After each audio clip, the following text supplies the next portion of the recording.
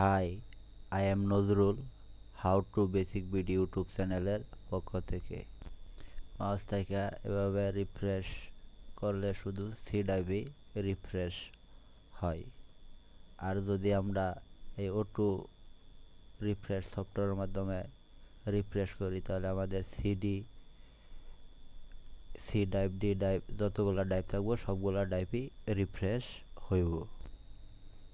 চলুন আজকে আমরা শিখব কিভাবে একটা অটো রিফ্রেশ সফটওয়্যার বানানো যায়। চলুন দেখি তাহলে। মাউসের রাইট বাটন,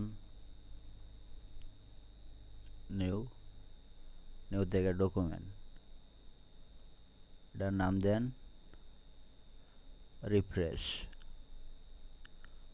ওপেন করুন, ডাবল ক্লিক করে মাউসের লেফট বাটন, দেখুন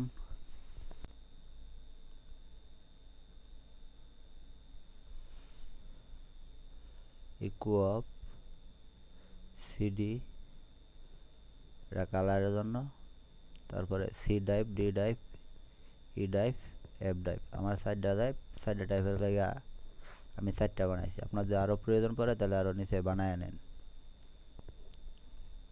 এবার এটা save করবাম,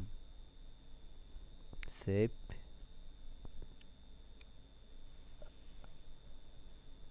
refresh dot B A T. রিফ্রেশের জায়গায় অন্য কিছু লিখতে পারেন। রিফ্রেশের জায়গায় আমরা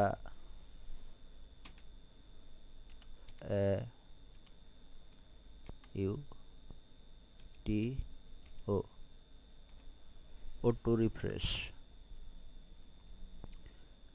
সেভ। এই দেন অটো রিফ্রেশ সফটওয়্যার তৈরি হয়ে গেছে। এবার এটা কাটতে দেন, রিফ্রেশটা কাটতে দেন। এবার এটা চালু মাউসের লেফট সাইড, এই যে কালার সহ চালু হয়ে গেছে।